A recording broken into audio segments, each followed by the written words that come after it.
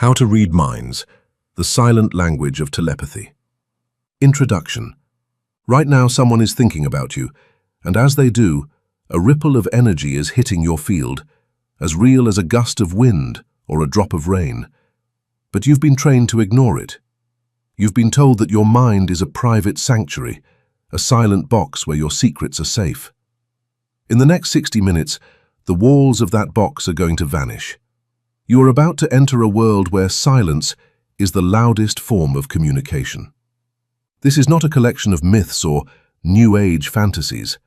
This is the manual for the most advanced technology on this planet, the human consciousness. By the time this audio ends, you will never look at a stranger, or yourself, the same way again. History is littered with the lucky, the generals who knew the enemy's move before it happened, the mothers who felt their child's pain from 1,000 miles away, the visionaries who downloaded inventions from the ether. These were not coincidences. These were moments of spontaneous synchronization. Modern quantum physics is finally catching up to what the ancient Vedic texts and the mystery schools of Egypt taught thousands of years ago. Everything is vibration. Your brain is a transceiver, and your heart is the amplifier. In this audiobook, divided into 5 transformative chapters, we will deconstruct the mechanics of telepathy, the ethics of mental influence, and the ultimate defense of your sovereign mind. As you listen, I want you to pay attention to your body. You may feel a tingling at the base of your skull or a sudden warmth in your palms. This is your nervous system beginning to recalibrate to a higher frequency. We will begin with the end of secrets, where we dismantle the illusion of mental privacy. We will move through the ethics of influence, learn the art of projection, and finally, I will teach you the master's silence, the ultimate power that comes when you no longer need to speak to be heard. If you are ready to see the world as it truly is, let us begin. Take a deep breath, clear the space around you. The silent frequency is waiting. Chapter 1. The End of Secrets. Close your eyes for a moment. Imagine you are standing in the center of a crowded terminal, a train station, an airport, a busy city square. People are rushing past you, a chaotic symphony of footsteps, laughter, frantic phone calls, and the low hum of machinery. To the average person, this is the world, a loud, physical, and often overwhelming place. But beneath this surface-level noise, there is a second, far more profound conversation happening. There is an invisible, silent current of data flowing between every single person in that room. It is a web of intent, a network of raw emotion, and a broadcast of hidden desires. You've felt it before, haven't you? That sudden, inexplicable chill when someone stares at your back from across a room. That instant knowing that a friend is about to call just seconds before your phone lights up. That heavy, suffocating vibe when you walk into a room where an argument has just ended, even though no one is speaking. Society dismisses this as a coincidence. Science labels it as pattern recognition or intuition. But the ancient masters, the mystics who sat in silence for decades, knew the staggering truth. It is telepathy. And today, the veil that has kept you blind to this reality is coming down. By the end of this hour, you will not just listen to words.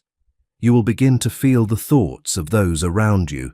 This is not magic. This is your biological birthright, a dormant faculty of the human mind waiting to be switched on. To understand how to read a mind, you must first understand what a thought actually is. In our modern world, we are taught that thoughts are private, locked away in the dark, bony fortress of the skull. This is the greatest lie ever told to humanity. Think of your brain not as a storage box, but as a high-powered radio transceiver. Most people spend their entire lives tuned only to station FM, the frequency of the 5 physical senses. They only hear what is spoken, they only see what reflects light. They believe they are separate islands, disconnected from the people around them, but there is an entire spectrum of AM frequencies, the vibrational output of human consciousness. Every time you have a thought, you are creating a ripple in the quantum field. Science has already proven that the heart and the brain produce electromagnetic fields that extend feet away from the body. But in the realm of metaphysics, we know these fields extend infinitely. When you think of a person with intensity, you are literally pinging their energetic signature across the fabric of space-time.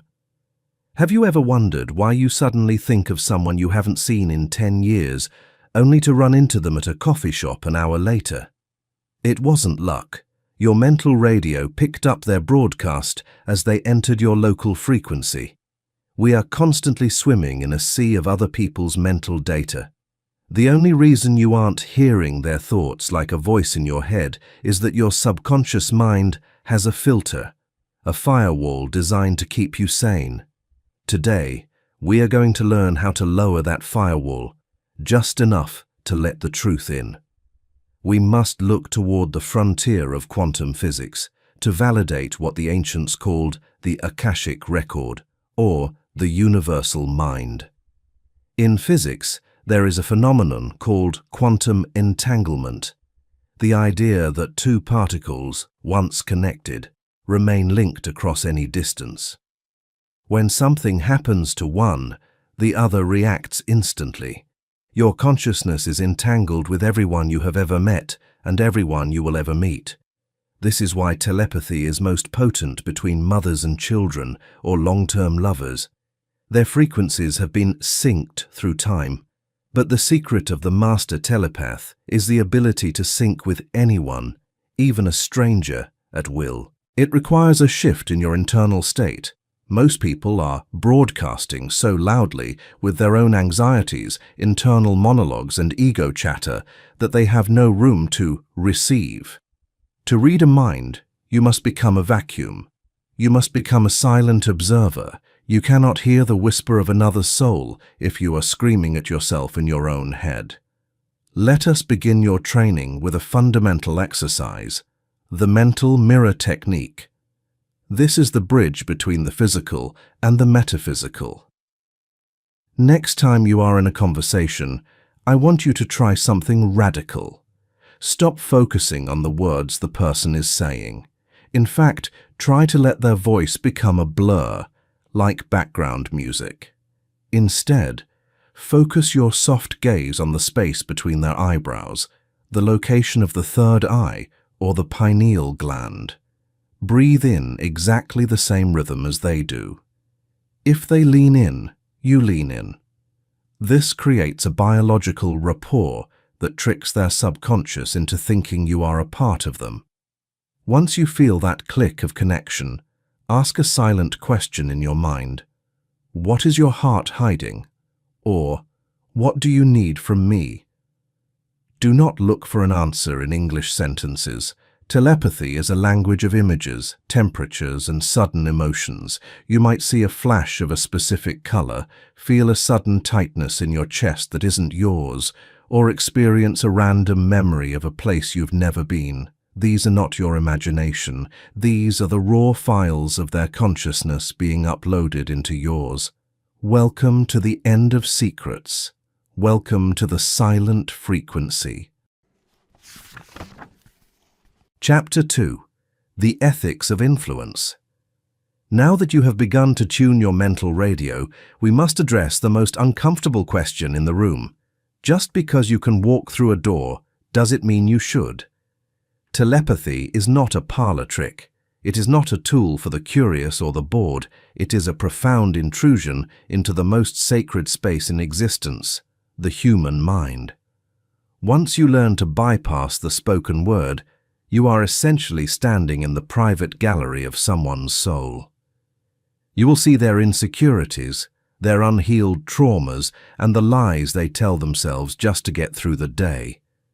With this level of access comes a weight that most people are not prepared to carry.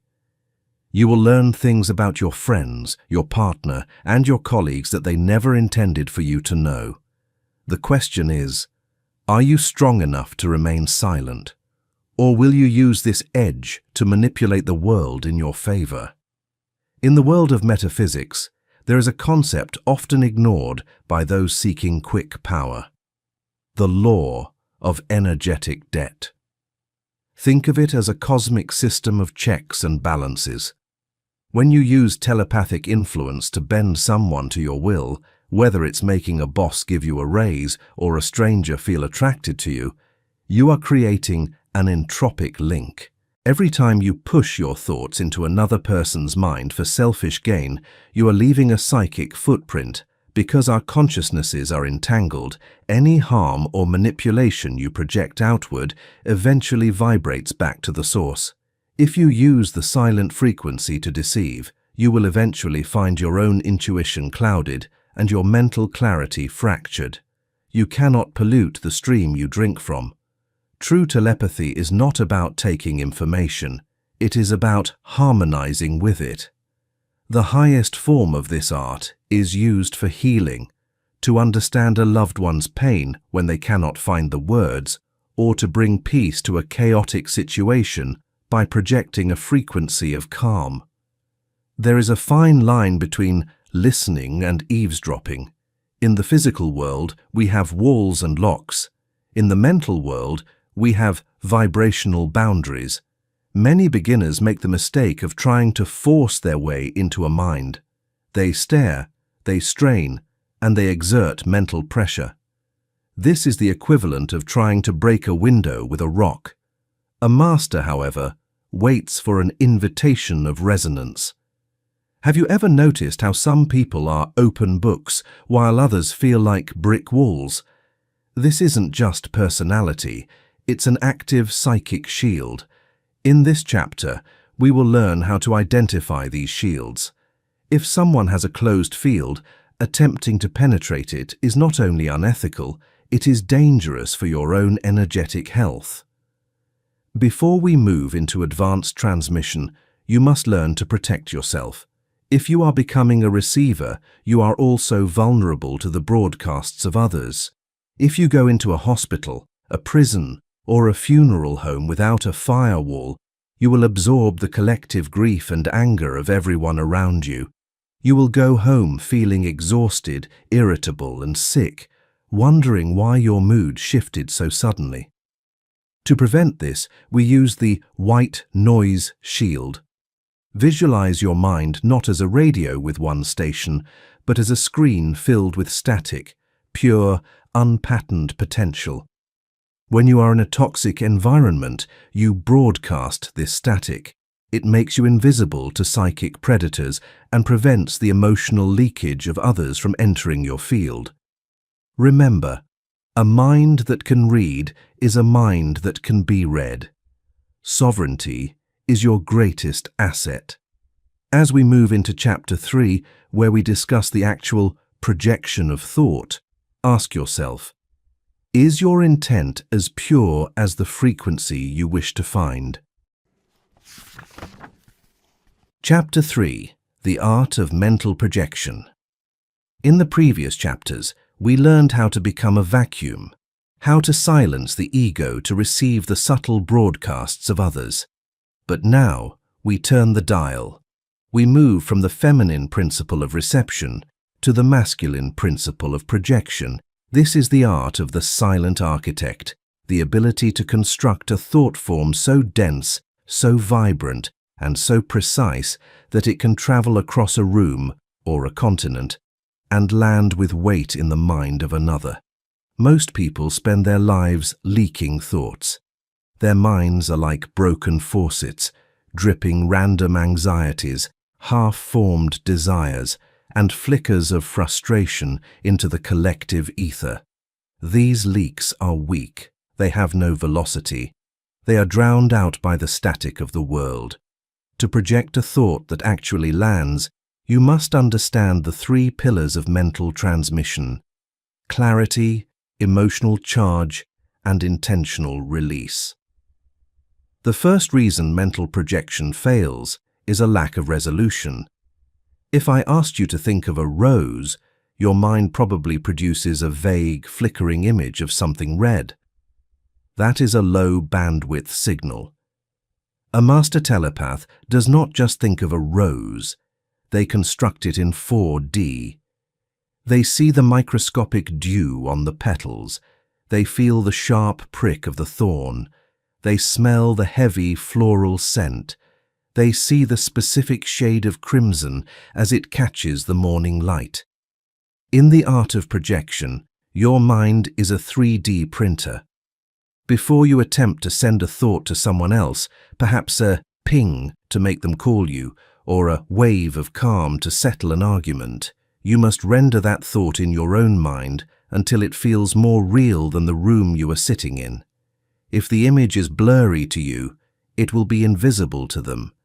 This is why visualization is not just a self-help tool, it is the fundamental engineering of the mental plane. If the thought form is the bullet, the emotional charge is the gunpowder. A cold, logical thought has no wings. It sits heavy in your own mind. To make a thought travel, you must wrap it in a specific feeling. Think back to a time when you were desperately in love or incredibly angry. During those moments, did you notice how people seemed to react to you before you even spoke? That is because your emotions were acting as a high-voltage amplifier for your mental state. When you project a thought, you must tap into the solar plexus, your internal power station. If you want to send a message of trust to a business partner, you don't just repeat the word trust in your head, you recall the literal feeling of safety and reliability. You summon that warmth in your chest, let it build until it feels like a physical pressure, and then, and only then, do you attach it to the mental image of the person you are targeting. You're not just sending a message, you are sending a vibrational experience. This is where 99% of practitioners fail. They visualize the thought, they charge it with emotion, but then they hold on to it. They worry if it's working. They keep thinking about the person, wondering if they've received the signal. This is like trying to mail a letter, but refusing to let go of the envelope. In quantum mechanics, the act of observation changes the outcome. As long as you are watching the thought, it stays tied to your own energetic field. To project, you must use the snap. Once the thought is built and charged, you must abruptly stop thinking about it. You must cut the cord. Imagine the thought is a golden arrow. You have pulled the bowstring back, the charge. You have aimed, the visualization, and now you must let go. Forget the person. Forget the intent. Redirect your mind to something mundane, like the feeling of your feet on the floor or the sound of a ticking clock. This void you create in your own mind acts as a vacuum, sucking the thought out of your field and propelling it toward the target. To test your progress, we will perform a simple experiment. Choose a person you haven't spoken to in months, someone with whom you have no current conflict. Do not choose a high-stakes person, like an ex-lover or a boss. The ego will interfere.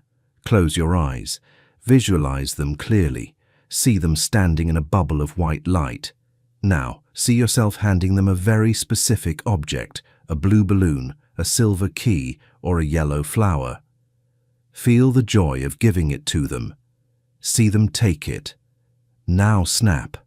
Open your eyes and go about your day. Do not check your phone. Do not look for them on social media. Wait for the echo. Within 48 hours, that person will likely reach out, or someone will mention their name to you, or you will see the object you gave them in an unexpected place. This is the synchronicity bridge. It is the universe's way of confirming that your signal was received. As we conclude this lesson, remember, every thought you project is a seed. If you project seeds of doubt, fear, or control, You are planting them in your own garden as much as theirs. The art of projection is the ultimate test of character. Use it to heal. Use it to uplift. Use it to bridge the gap between souls that have forgotten how to speak. In Chapter 4, we will explore the third eye shield, how to tell when someone is projecting onto you, and how to stay sovereign in a world of invisible influence. Chapter 4. The Third Eye Shield. We live in a world of constant, invisible bombardment.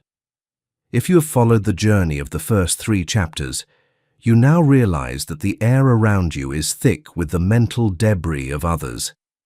You are walking through a blizzard of other people's anxieties, commercials designed to manipulate your desires, and the projections of everyone you encounter. Without a shield, a sensitive mind is like a sponge in a polluted ocean. You will absorb the mud of the world and mistake it for your own thoughts.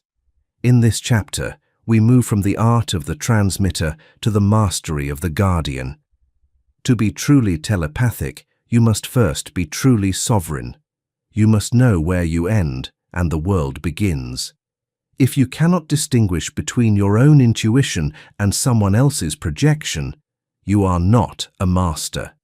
You are a victim of the frequency.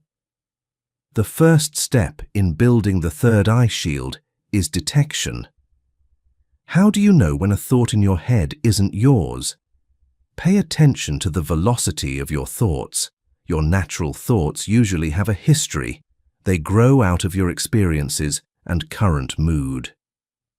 An intruder thought, or a foreign projection, arrives like a lightning bolt. It is sudden, often jarring, and carries a texture that feels alien to your personality. For example, if you are sitting in a state of peace and suddenly feel an overwhelming wave of guilt or a sharp urge to buy something you don't need, stop, breathe, ask yourself, is this mine? If the feeling dissipates slightly when you observe it, it was a projection. You have just identified a mental ping from an external source, be it a person, a media broadcast, or the collective consciousness of the room you are in. Once you have identified an intrusion, you need a barrier. The most effective metaphysical defense is the lead-lined mirror technique. Close your eyes and visualize a sphere of obsidian glass surrounding your entire body, about 3 feet in every direction. The outside of this sphere is a perfect, flawless mirror. Any thought, any eye, or any projection that hits this sphere is not absorbed. It is not even blocked. It is simply reflected back to the sender with zero judgment. The lead lining on the inside of the mirror represents your grounding. While the mirror reflects the world, the lead ensures that your own energy remains contained and heavy, anchored to the earth.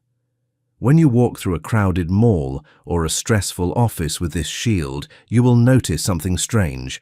People who used to drain you will suddenly look away. They can no longer hook into your energy because they are only seeing their own reflection. A common mistake among spiritual seekers is leaving the third eye wide open 24/7.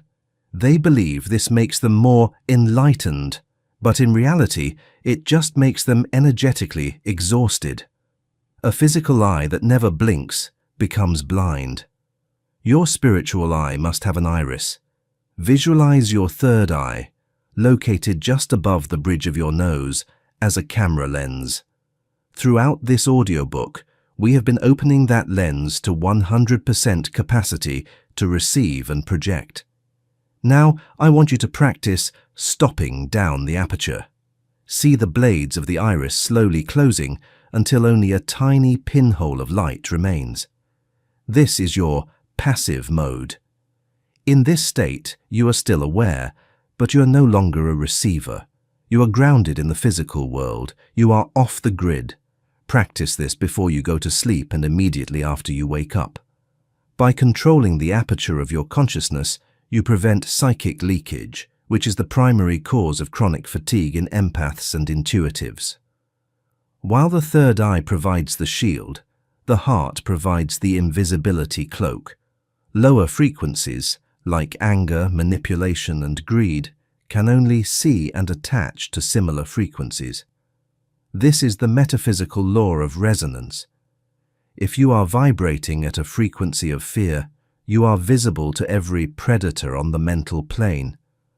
But if you intentionally cultivate a frequency of equanimity or joy, you become transparent to them. They literally cannot find you because you are no longer on their map. The ultimate shield is not a wall, it is a shift in state. When you feel a mental attack or a manipulative projection, do not fight it. Fighting creates friction, and friction creates a link. Instead, rise above it, smile at the thought, send a pulse of genuine compassion back toward the source of the projection. In that moment, you have shifted from a target to a source, and a source can never be colonized by the thoughts of another. Chapter 5. The Master's Silence. We have traveled from the first sparks of intuition to the complex architecture of mental projection and the ironclad defense of the third eye shield. You now possess a map of the invisible world. But as we reach the final summit of this journey, we must confront the most difficult lesson of all, the lesson that separates the amateur from the true master. It is the lesson of silence. In the beginning, when you first realize that you can hear the thoughts of others or influence the field around you, the ego becomes intoxicated. You want to tell everyone, you want to prove your power, you want to test your abilities on every stranger you meet. But the deeper you go into the silent frequency, the more you realize that the most powerful things in the universe do not make a sound. There is a reason the ancient sages lived in caves and mountaintops. It wasn't just for peace. It was because they understood the weight of the wordless. When you become a master of telepathy, you lose the ability to judge others. Why? Because you can see the why behind their actions. When someone is rude to you, you don't just see their anger, you feel the unhealed childhood wound that triggered it. When someone lies to you, you feel the paralyzing fear of rejection that forced the lie out. To know all is to forgive all. The master's silence is the conscious choice to not interfere. Just because you can read a secret doesn't mean you should speak it. Just because you can influence a decision doesn't mean you have the right to override another's free will. The highest use of telepathy is not to change others, but to change yourself so profoundly that your mere presence acts as a catalyst for their awakening. You become a station of peace. People will enter your field and suddenly feel their own minds go quiet, and they won't know why. That is the ultimate transmission. The greatest secret of mental mastery is that the strongest signal is sent from a place of absolute nothingness.